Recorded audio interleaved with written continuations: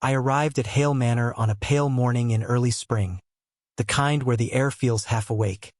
Cold enough to sting, quiet enough to make you listen to your own heartbeat.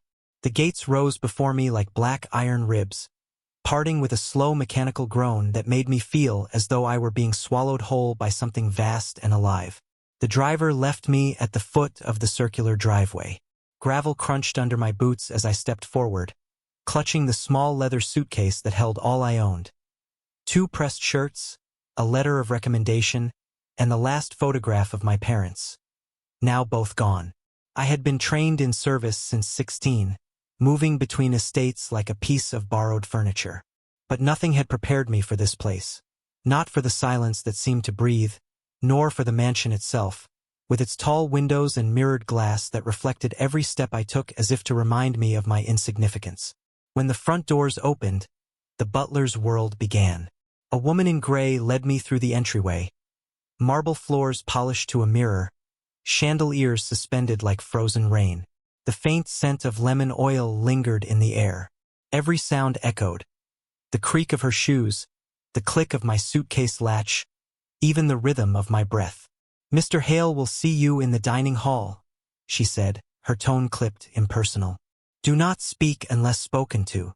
I nodded. Servants' manners were learned through silence, not words. When the double doors opened, I saw him. Alexander Hale sat at the head of a long mahogany table, sunlight washing the silver around him in pale gold. He didn't look up immediately. A man of about 45, maybe younger. His hair was dark but touched with gray at the temples, the kind that made him seem both distinguished and tired at once. He read through a document, pen in hand, his sleeve rolled just enough to reveal a wristwatch that looked older than the house itself. "You're early," he said without greeting, voice low and steady. "Good." I bowed slightly. "Yes, sir." The train arrived ahead of schedule. Finally, he lifted his eyes, a cool gray blue that seemed to appraise more than see. For a moment he said nothing, only studied me. I'd been inspected before, by nobles and property managers, but something about his gaze felt surgical. Not cruel, just deliberate. "You come recommended," he said at last. "Your references speak of discipline and quiet. I value both." "Yes, sir." He stood, tall and impeccably put together, the faintest trace of cologne mixing with the wood polish. He extended a hand not for a handshake, but toward the room itself, as if showing me my place in it. "This house runs on routine. Breakfast at 7. Dinner at 8. You will attend to the table, the wine, and the study. You may not enter the West Wing. You will not speak of my affairs. And most of all," he paused, eyes sharpening, "punctuality and silence. Those are the only virtues that matter here." "Yes, Mr. Hale." He nodded once. "Then begin tomorrow." That was our first conversation. The next week unfolded like a series of rehearsed movements. Mornings began with silver trays and folded linens. Afternoons with dusting the same rooms that no one ever entered. I learned quickly that Mr. Hale preferred minimal presence. No chatter, no footsteps louder than a breath. The other staff obeyed with military precision.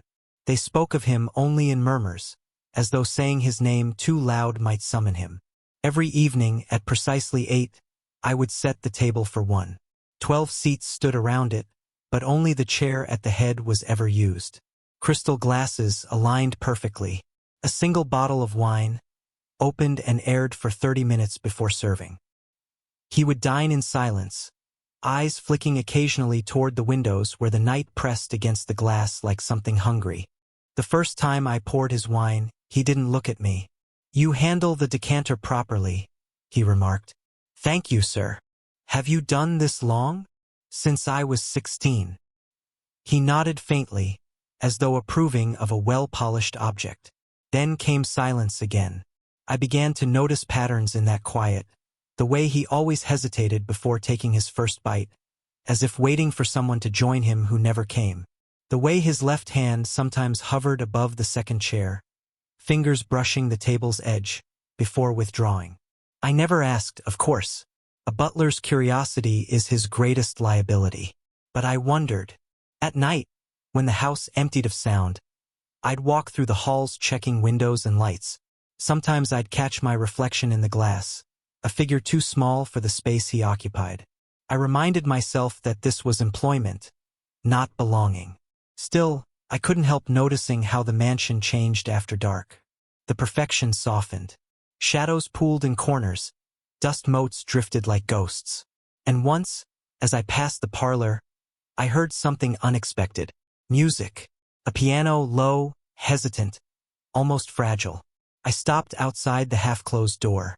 Inside, Mr. Hale sat at the grand piano, shoulders slightly bent. His fingers moving across the keys with the awkward grace of someone remembering rather than performing. The melody was slow, broken by pauses where he seemed to forget the next note, then continue as though willing it back into existence. I stood still, afraid even to breathe. When the last chord faded, he stayed there, silent, unmoving. Then, without turning, he said quietly, "You can come in." My stomach twisted. He'd known. I stepped inside, keeping to the edge of the carpet. "I'm sorry, sir. I didn't mean to intrude." He turned his head slightly.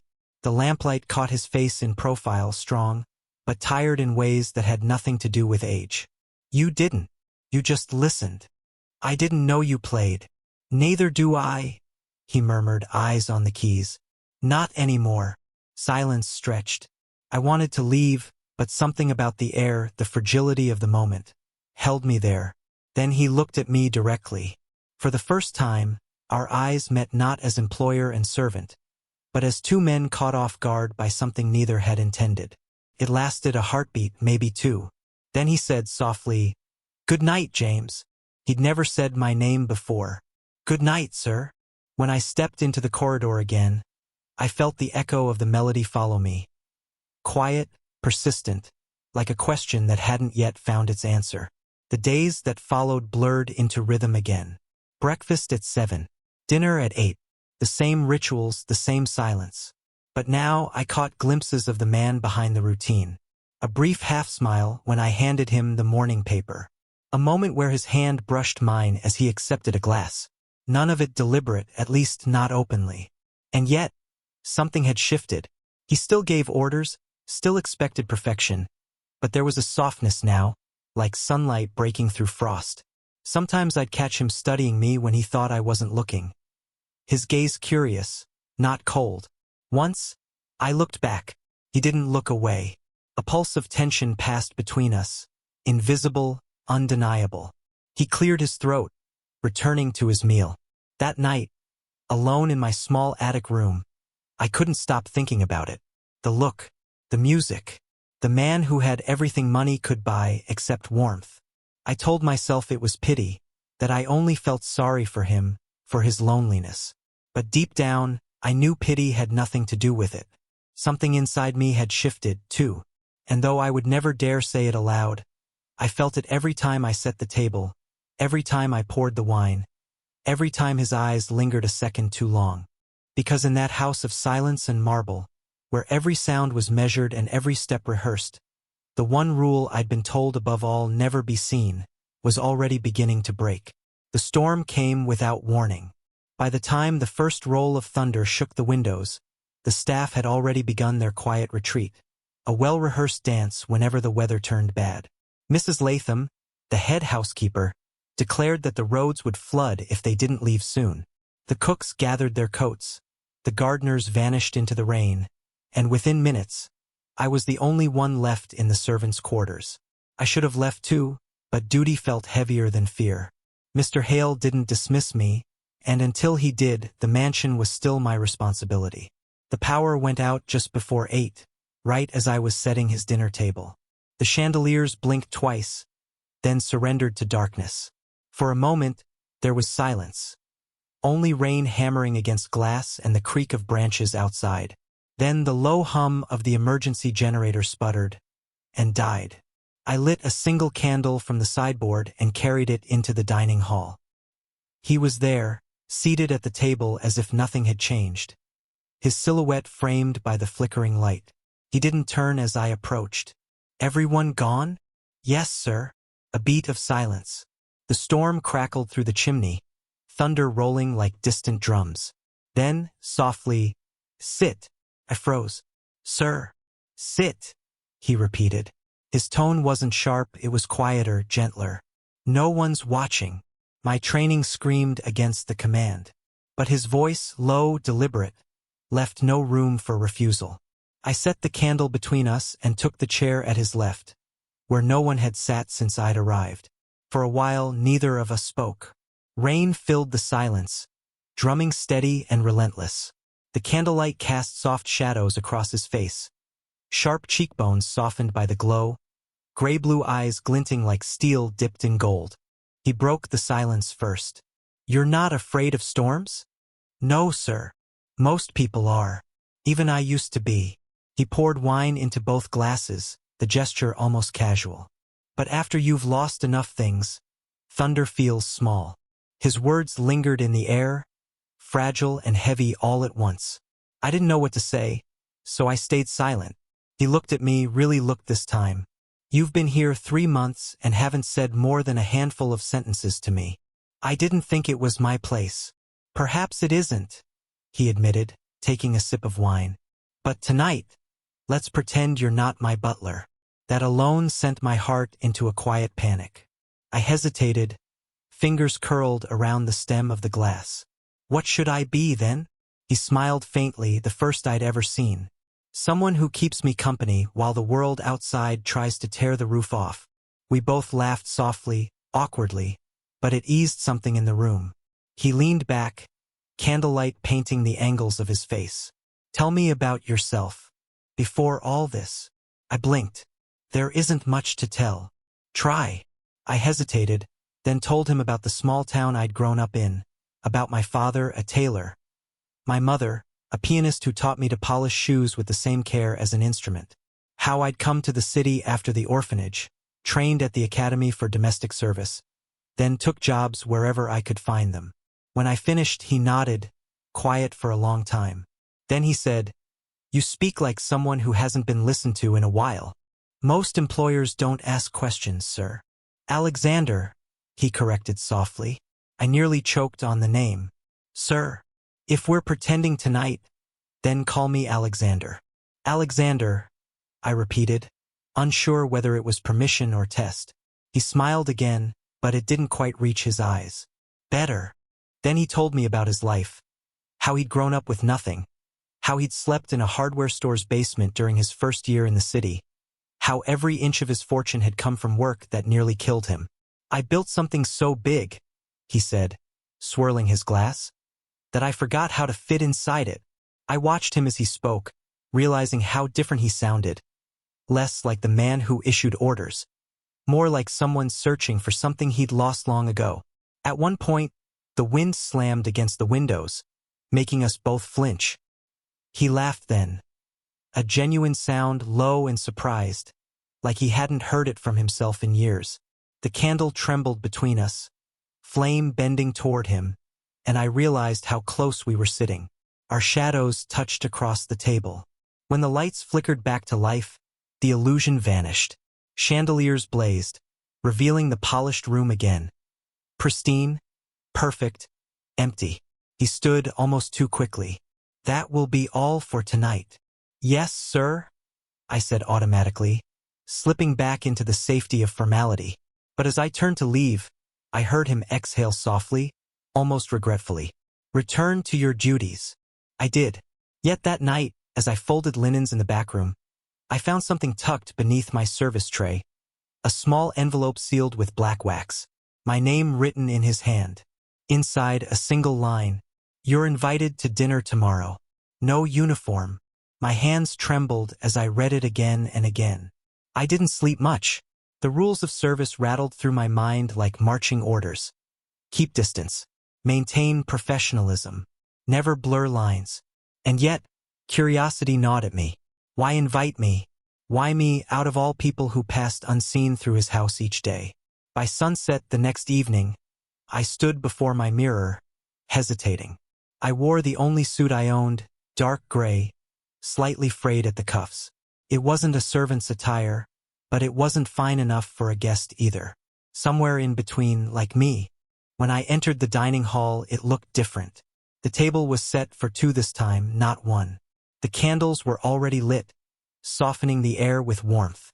Alexander rose from his seat when he saw me. He was dressed casually, no tie, shirt sleeves rolled. It was the first time I'd seen him look human rather than formidable. "You came," he said simply. "You invited me." He gestured to the chair across from him. "Then sit. Tonight you don't serve." My pulse beat too fast. I obeyed.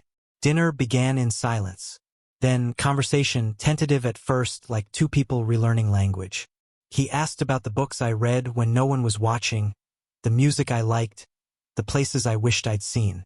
I asked, in return, about his business, his travels, his reasons for choosing a house so far from the city. He told me he liked distance, that it made the noise fade. At one point, he lifted his glass and said quietly, "To company." I raised mine. To the storm that started it, that made him laugh. A quiet, genuine sound that filled the room. We ate slowly, talking more than dining. Between courses, I found myself studying the small details. The way his fingers rested lightly on the edge of the glass, the faint scar near his jaw, the warmth in his gaze that hadn't been there before. Then came the moment, small but irrevocable. He reached for the wine, refilled my glass, and said softly, "You make this house feel less empty." The words landed like something fragile but dangerous, and for a heartbeat, neither of us breathed. My throat tightened. "I'm only doing my job." "Are you?" His eyes lingered on mine, searching for something. I looked down, pretending to adjust the napkin. "I should clear the plates." "Stay," he said, barely above a whisper. I did. We sat in silence again, but it wasn't empty this time. It was charged with everything we didn't say, everything we weren't supposed to feel. When I finally stood to leave, he said only, "Good night." His voice carried that same restraint as the night of the storm, but underneath it, something else, something unspoken. And as I walked back through the echoing corridors, I realized that the line between service and something more had already been crossed. Not with touch, not with words, but with the simplest act of two men daring to share a table meant for one.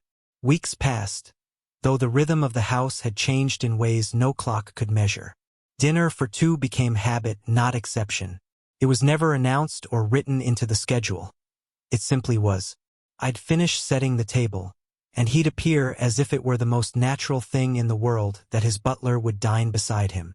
No uniform, no protocol. Just two men suspended in something neither of us could name.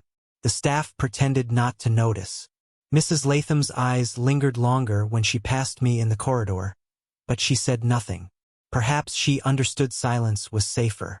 Each evening felt like walking a tightrope between duty and something dangerously personal. One moment he was the master, commanding, precise, impossible to refuse. The next, he was the man who asked how my day had been, who remembered that I preferred my tea without sugar, who once laughed so softly at something I said that the sound replayed in my head for days. Power defined every inch of our world, and yet, beneath it, something tender grew, shy, uninvited, and real. One night, I arrived at dinner to find a new suit laid neatly across my bed, finer than any uniform I'd ever worn. A note rested on top. "For this evening, humor me." I obeyed, though the fabric felt like borrowed skin. When I entered the dining hall, Alexander looked up from his seat, eyes scanning me with the same quiet authority he applied to everything. "Better," he said, pouring wine into two glasses. "It's not mine," I replied, adjusting the cuff. "It is now." He said it simply, as though deciding my ownership was his right to grant. And perhaps in that house it was. That night, conversation drifted from trivialities to memories. He spoke of his youth, the sleepless nights building his company, the betrayals that hardened him. When I told him about my parents, about how the house always smelled of varnish and music, his face softened. "I can't remember the last time someone spoke to me like that," he said, "as if I'm still human." "You are, sir." His gaze held mine. "Then why does it feel like I've forgotten how to be?" Our dinners stretched later into the night. When the plates were cleared, He'd lead the way to the library, a vast room of leather and dust and quiet air. Sometimes he poured scotch. Sometimes he simply sat and read aloud from a book he liked. He always read slowly, his voice deep and patient, as if every word deserved weight. And when he'd pause, I'd glance up from where I stood by the shelves, pretending to organize books just to stay close. I began to understand him in the small silences. The way he ran a hand through his hair when lost in thought. The way he stared into the fire longer than necessary, as if searching for something that wasn't there. Once, Mrs. Latham scolded me in front of the kitchen staff for spending too long in the dining room. "You're here to serve, not to linger," she hissed. Alexander overheard. He appeared behind her, voice calm but cold. "He lingers because I ask him to. If that's a problem, Mrs. Latham, you may retire early tonight." Her face paled. She bowed and left. He didn't look at me afterward, only said, "You shouldn't let people speak to you like that. I'm used to it." "Then perhaps it's time you stopped being used to cruelty." The words lodged somewhere deep. That night, in the library, I found the courage to say it, or part of it. "Do you ever get lonely, sir?" He hesitated before answering. "Every day." I swallowed. "Even here. Especially here." He looked at me then, eyes quiet and unguarded. "It's strange. You work for me, yet I feel like you're the only one who sees me." My heart stuttered. I wanted to speak, to say that I saw too much, the way his loneliness filled the rooms, the way he hid behind control, but my tongue felt heavy. Instead, I nodded. "Maybe we're both just trying not to disappear." He smiled faintly, as if understanding something unspoken. When he passed me a glass of scotch, his fingers brushed mine. Neither of us pulled away. For a moment, time folded, the fire hissed softly, the rain outside faded into silence, and I felt every inch of the distance between who I was supposed to be and what I was beginning to feel. Every lesson I was taught said to stay invisible. I thought, watching the amber liquid swirl in my glass. But how do you hide from someone who already sees you? Sleep became difficult after that. The nights stretched long and restless, haunted by thoughts I couldn't silence. Sometimes I'd wake from dreams so vivid they left my chest aching. Dreams of him standing in the doorway, saying my name in that low voice of his. One morning, I found myself halfway down the hall before realizing I'd moved. Barefoot, half asleep, reaching for something that wasn't real. I stopped, pressed my palm against the cold wall, and reminded myself, "You're a servant, nothing more." But logic has little power against loneliness. A week later, as the first frost touched the windows, the tension reached its quiet peak. We were in the library again. He was seated by the fire, coat draped over the chair, the faint smell of rain still on his clothes. I stood behind the sofa, waiting for his signal to pour another drink. He didn't speak at first, just stared into the flames, jaw tight. Then, without looking up, he said, "I'm told I have control issues." I almost smiled. "Do you?" "Apparently." He glanced back at me, eyes glinting. "Do you agree?" "I think," I said carefully, "you like order because it's easier than uncertainty." He chuckled softly, but it wasn't cruel. "You see too much, James. I only see what's in front of me." He stood, turned toward me. The fire painted his face in amber and shadow. "I've been told," he said, stepping closer, "that loneliness makes men do foolish things." I could smell the scotch on his breath, faint but warm. My pulse quickened. "And what kind of things are you thinking about doing?" He stopped barely an arm's length away. The air between us tightened, electric, heavy. For a heartbeat, I thought he'd touch me. His hand lifted, fingers trembling, hovering near my face, then stopped midair. His gaze searched mine, questioning, waiting. I couldn't move, couldn't breathe. Every rule I'd lived by, distance, restraint, decorum, shattered in that silence. Then slowly he dropped his hand. "I won't take what isn't freely given," he said quietly, voice low and rough at the edges. The words hit like a strike and a mercy all at once. He stepped back, running a hand through his hair, forcing a brittle smile. "Forgive me, that was inappropriate." My voice shook. You didn't do anything, didn't I? His tone was tired now, like he was arguing with himself more than me. You should go before I forget how to be decent. I wanted to argue, to stay, to say something, anything that would name what hung between us. But I didn't. I simply bowed my head, the old instinct taking over, and turned toward the door. Before I left, he said, almost to himself, "You make it very hard to be alone." I paused in the doorway, but I didn't look back. That night, in my room, I sat awake staring at the suit he'd given me, folded neatly across the chair, untouched since that first dinner. The rain tapped softly against the window. I thought of his voice, his eyes, the hand that had stopped inches from my skin. We were both trapped. He by pride, me by duty. But somewhere in the quiet between us, something real had begun to breathe. Neither of us dared name it, but both of us knew.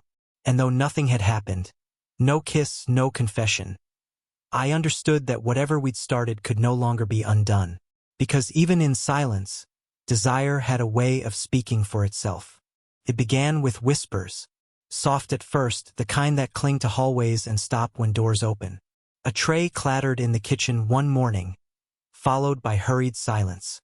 When I entered the pantry, two maids pretended to count inventory they'd already finished hours ago. Favoritism, they said. The butler who sat at the master's table.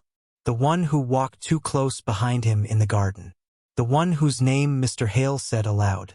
It didn't matter that nothing improper had happened. In a house where reputation was law, rumor was enough to poison the air. Mrs. Latham called me into the service corridor one afternoon, her hands clasped tight in front of her. "You should be careful," she said. "The staff talk and talk spreads.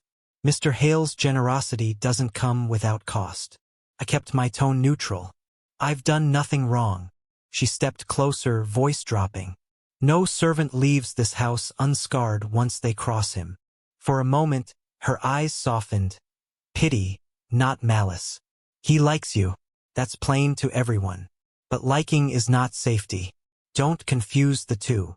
Her words lingered long after she left. That night, I found myself moving through the house like a ghost. Quiet, invisible, distant. I avoided the dining room, the library, even the faint sound of his piano. My duties became mechanical. Polish, pour, serve, retreat. But Alexander noticed. He always did. A week later, he called me into the study. The room smelled of oak and ink, the fire low. He didn't look up immediately, just tapped his pen against a document, the rhythm sharp and measured. "When did I start losing your attention?" he asked without preamble. "I don't understand, sir." "You do." He set the pen down, eyes lifting to mine, cold, searching. "You've been avoiding me. No dinners, no conversation. I asked Mrs. Latham if you were ill. She said you were preoccupied. I've been fulfilling my duties." "Fulfilling," he repeated, the word tasting bitter. "That's what you call silence now?" I stayed still. He stood and came around the desk, voice tightening. "Tell me what I did." "You've done nothing." "Then why do you look at me as if I have?" Something in me snapped then, quiet but deep. "Because they're talking," I said, my voice rising before I could stop it. "Because every whisper in this house has my name in it. Because Mrs. Latham warned me that no one leaves this place whole once they cross you." He froze. The words hung in the air like a slap. "Is that what you believe?" he asked softly. "I believe I can't afford to find out," I said. "You have everything, Mr. Hale. I have nothing. I can't lose my position over a feeling." He stared at me, face unreadable. Then he stepped closer, and for a heartbeat, I thought he might shout. But his voice broke instead, low, raw. "Then let me be the one who risks something for once." I looked at him, really looked. The mask of control had cracked. Underneath it was a man cornered by his own loneliness. His hand trembled as he reached for the desk, steadying himself. "Go," he said finally, "before I say something I can't take back." I left. But that night, when the clock struck 8, he dismissed the staff early. "You may all retire," he told them. His tone was calm but final. By the time I returned from the cellar, the house was nearly empty. Only the echo of the rain against the windows remained. The dining table, for the first time, was set for two again. Candles flickered softly. A bottle of Bordeaux waited, uncorked. He sat at the head, hands folded. "Join me." I hesitated at the threshold. "Sir, James." His voice cut through the air, quiet but certain. "Please." I sat. The silence between us was heavier than the storm outside. I watched his hands as he poured the wine. Steady now, though his jaw was tense. "I haven't invited anyone to dinner in 10 years, he said at last. "Not once." I glanced at him. "Why?" He gave a soft, humorless laugh. "Because people wanted me for what I built, not who I was. Because conversation became transactions. Because gentleness—" His voice faltered. "I don't know how to be gentle anymore." Something inside me cracked open. "You are gentle," I said quietly. "Just not with yourself." He looked up, startled, as if he hadn't realized I'd seen that far. For a long moment, neither of us spoke. The rain battered the glass, the fire flickered low, and I felt the distance between us dissolve, inch by fragile inch. He leaned back, studying me. "When you first arrived, I thought you'd be like the others. Efficient, silent, replaceable. But you—" He stopped, swallowing hard. "You make me remember what it feels like to be seen." I tried to look away, but couldn't. His gaze held me there, not commanding now, just human. "I never meant for this to happen," I whispered. "What exactly is happening?" he asked, though the question was rhetorical. I could have said it, that I thought of him more than I should, that every rule of service now felt like a cage. But the words stuck in my throat. Instead, I said, "You know." He exhaled, long and trembling, and nodded. Dinner passed in fragments, bites neither of us tasted, sentences half finished. At one point, his hand brushed mine as he reached for the salt. Neither of us pulled back. The room felt smaller with every breath, like the house itself was holding its own. He said quietly, "You think this is wrong. I think it's impossible." He smiled faintly. "Most things worth feeling are." I looked down at my hands. "You'll ruin me." He shook his head. "No, I'm already ruined."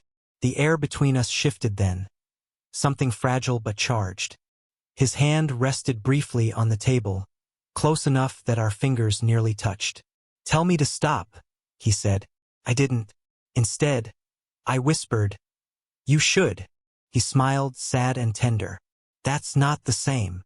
For a moment, I thought he'd reach for me, and I knew if he did, I wouldn't have stopped him. The world outside could burn, the staff could gossip, the walls could crumble. None of it mattered in that fragile second. But he didn't move. The restraint in his eyes was worse than any touch could have been. He took a slow breath and said softly, "You have no idea how much I wish things were different." I stood abruptly, the chair scraping against the marble. "I should. Stay," he said, voice low, pleading now. "I can't." The silence that followed felt colder than the rain. He nodded once, defeated. "Then go before I forget the line between us again." I left without another word. As I stepped into the hallway, the storm howled louder. The candles flickered, shadows swaying across the walls. My reflection flashed in the mirror. Pale, uncertain, caught between guilt and longing. In the distance, I heard the faint sound of the piano again. Slow, aching notes echoing through the dark. The same melody from months before, but heavier now. I paused on the staircase, one hand on the banister, listening.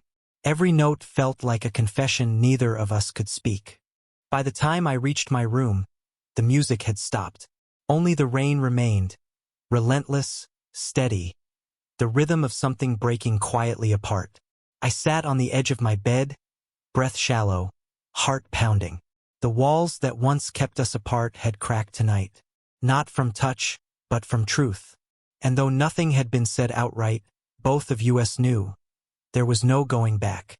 The line we'd drawn so carefully had blurred, and now, whether we crossed it or not, Neither of us would ever be the same. The morning after the storm felt unnaturally still, the kind of stillness that only follows something irreversible. Sunlight crept through the tall windows, touching the marble floor with a softness that mocked how hollow the house felt. The air smelled faintly of candle wax and rain. I moved quietly through my routine, careful to avoid the dining hall, careful not to think of the look in his eyes when I left him there, alone with his restraint and mine. By noon, Mrs. Latham summoned me to the study. Her tone was sharp, urgent. "Now, James." When I entered, she was standing by the desk, a folded piece of paper in her hand, white stationery embossed with the Hale family crest. I knew it instantly. The note. My pulse stumbled. Her face was pale with triumph or disgust. I couldn't tell which. "You've grown careless," she said coldly. This was in the drawer of the dining console. "You must think I'm blind not to see what's happening. There's nothing. Don't lie to me." She slammed the note on the desk. "You think I don't know what a man like him wants? What a servant like you dreams of?" I said nothing. The ink of his handwriting, "You're invited to dinner tomorrow. No uniform," glared up at me like proof of sin. "I could send this to the estate's board," she went on. "They already think he's become erratic. Imagine how they'd react to learning he's—" She sneered slightly, "compromising his staff." The word made my stomach twist. Before I could speak, the door opened behind her.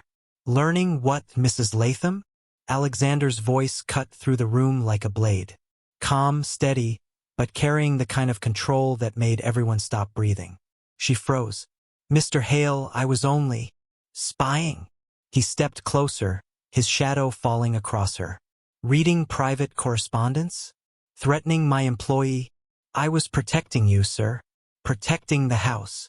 "The house doesn't need protection from loyalty," he said. "It needs protection from arrogance." Her lips parted in protest, but he raised a hand. "You're dismissed." Her breath hitched. "Excuse me? You're relieved of your duties. Immediately." "You can't." "I can," he said, quieter now, more dangerous. "And I just did." The silence that followed was so deep I could hear the faint ticking of the grandfather clock. Mrs. Latham's composure broke for the first time. She turned to me, eyes narrow, voice trembling with venom. "He'll tire of you. They always do." Then she left, skirts brushing the floor like whispers dying behind her. When the door clicked shut, Alexander leaned back against the desk, exhaling. "I should have let her go months ago." I stood frozen, the paper still on the table between us. That cursed, tender note. He looked at me then, weary but not angry. "You're free to leave too, if that's what you want." It wasn't an order. It was an invitation, but one that hurt more than any command could. I swallowed. "And if I don't?" His gaze softened. "Then you'll have to live with a man who keeps breaking his own rules." The rest of the day passed in uneasy quiet. Word spread quickly. Mrs. Latham had been dismissed. The remaining staff moved like ghosts, uncertain whether to be relieved or afraid. By evening, Alexander told me he'd be leaving for a business trip, a merger that required his presence in the city for a week. I helped him pack, carefully folding his suits, checking the travel cases for documents. The air between us was heavy with unsaid things. At one point, as I adjusted the collar of a shirt, his hand brushed mine. Neither of us moved away. Finally, he broke the silence. "I never planned to involve anyone again." "I know." He smiled faintly. "And yet here you are." I looked at him, really looked. The exhaustion beneath his eyes, the loneliness beneath the confidence. "I didn't come here to change anything," I said quietly. "I only wanted to do my job. And now I wanted everything I wasn't allowed to want." But all I said was, "Now I don't know how to stop caring." He looked down, swallowing hard. Then, almost to himself, he murmured, "For once, I wish you'd order me to stay." I froze. "You wouldn't listen." He smiled sadly. "No, but I'd like to hear it anyway." I said nothing. My throat ached too much to speak. When he left, the sound of the car fading down the long driveway felt like the heartbeat of the house stopping. The days that followed were endless. Without him, the mansion became hollow again, all marble and echo. Meals were served, but no one sat at the head of the table. The piano stayed closed, its silence heavier than any melody. I performed my duties, but every gesture felt mechanical. Polishing the same banister, dusting the same bookshelf, waiting for footsteps that didn't come. The other servants moved more freely now, relieved of tension.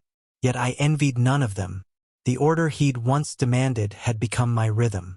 Without him, I was adrift. Each night, I found myself pausing at the door of the library, expecting to hear his voice reading, or the faint scrape of his chair as he rose to pour another drink. But there was only emptiness. On the 5th night, I found his glass still sitting where he'd left it. I didn't have the heart to put it away. He returned on the 7th day. It was nearly midnight when the car pulled up, headlights sweeping across the wet driveway. I was still awake, standing by the entryway, unsure why. He looked different as he stepped inside. Tired, unshaven, the sharpness in his expression dulled by exhaustion. His coat was damp, and when I took it, our fingers brushed briefly. "You're still awake," he said softly. "I couldn't sleep." He gave a faint smile. Neither could I. For a long moment we stood in silence, the kind that felt like it had weight. Then, unable to stop myself, I said, "You didn't have to fire her." He looked at me, eyes tired but steady. "She would have destroyed you to hurt me. I wasn't going to let that happen." I hesitated. "You didn't have to protect me." He took a slow breath. "I wanted to." Something inside me unraveled then.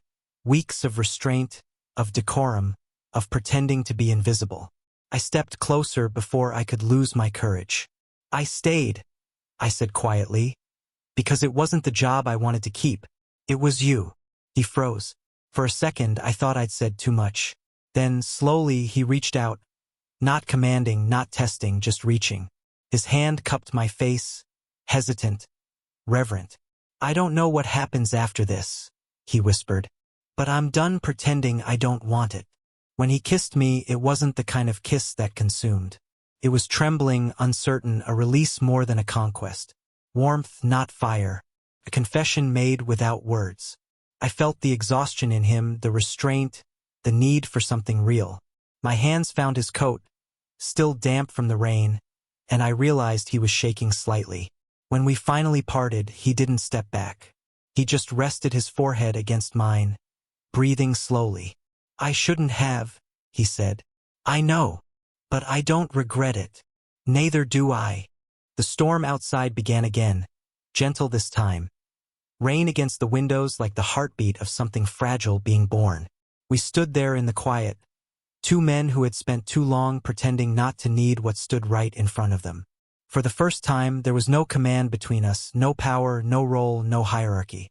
Just honesty, raw and imperfect. And though the world outside would never understand, in that dim hallway, I understood one thing with painful clarity. Whatever this was, wrong, forbidden, temporary, it had already changed us both. He wasn't my master anymore, and I wasn't just the butler. We were simply two souls who had finally stopped hiding. Months passed. The house was the same, yet everything inside it had changed. The heavy quiet that once filled the halls no longer carried the chill of loneliness. It was gentler now, alive with the soft rhythm of shared footsteps and quiet laughter.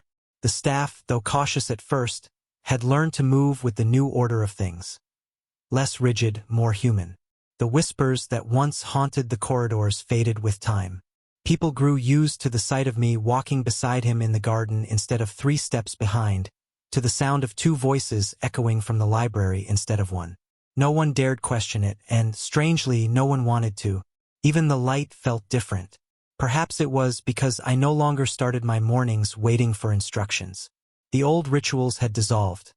There were no commands shouted from the study, no clipped orders across breakfast trays. Instead, I'd wake to the smell of coffee already brewing, Alexander's clumsy attempt to make it before I did, and the faint sound of him humming off-key while flipping through the newspaper. Some mornings, he'd look up from his cup and say, with that crooked half-smile, "You're late," just to make me roll my eyes. Then I'd pour my own cup and sit across from him, And the silence that followed wasn't heavy anymore. It was full. He'd once said the house felt like a museum, now it felt like a home. It took time to find balance. The boundaries that had defined us for so long didn't disappear overnight. There were moments when I still stood automatically, waiting for him to enter a room, and he'd sigh softly, gesturing for me to sit. "Old habits," I'd say. "Then let's make new ones," he'd reply. And we did. We built our own quiet rules, unspoken, simple, kind. No work talk at dinner. No secrets about fear. No pretending we didn't need each other. We kept what we had private, not out of shame but out of preservation. It belonged to no one but us. One evening, as the last of summer began to fade, Alexander surprised me. I came into the dining hall expecting the usual arrangement. My place now set beside his, not across. But this time the table was a mess. The silverware was mismatched. The wine glasses were unevenly filled. A trail of flour dusted the polished surface, and in the center sat a dish that looked ambitious. He stood behind it, sleeves rolled up, tie abandoned somewhere on the sideboard. His hair was disheveled, his expression both proud and defensive. "Before you say anything," he began. "Yes, I nearly burned down the kitchen. And no, I'm not entirely sure this is edible." I blinked, then laughed. Really laughed, the kind of laugh that made my chest ache in the best way. "You cooked." "I attempted cooking," he corrected, crossing his arms. "There's a difference." "What is it?" "One involves skill. The other involves smoke." The smell of rosemary and butter hung in the air. Imperfect, comforting. I sat down, still smiling. "What brought this on?" He shrugged, feigning nonchalance. "I thought I'd return the favor. You fed me for months. I wanted to know what it feels like to feed you." The honesty in his voice caught me off guard. "You didn't have to." "I know," he said quietly, taking the seat beside me. "But I wanted to." We ate, or tried to. The dish was oversalted, the potatoes half raw, but neither of us cared.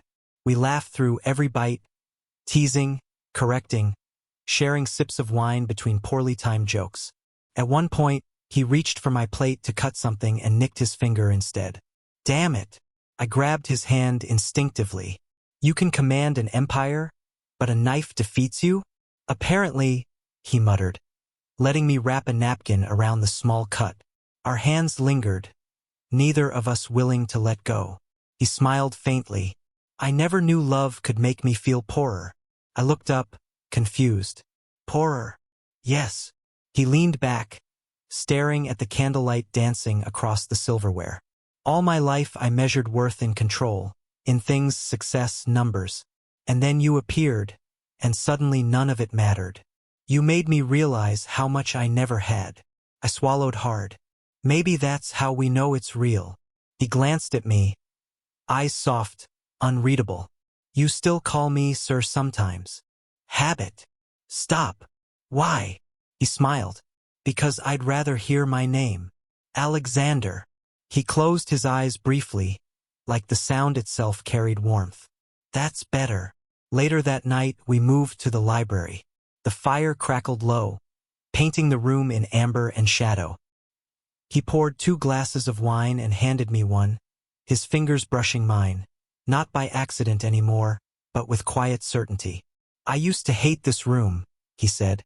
"It reminded me of how empty the house felt. Now it's where I want to be." "Because of me?" He smirked.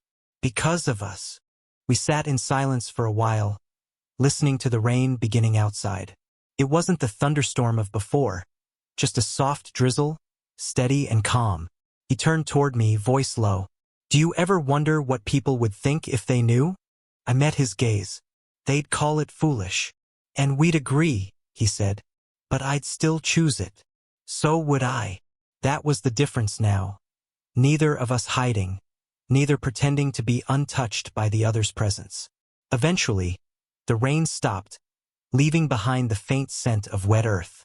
The candles burned lower, their light trembling against the glass. He shifted closer, resting his hand on mine.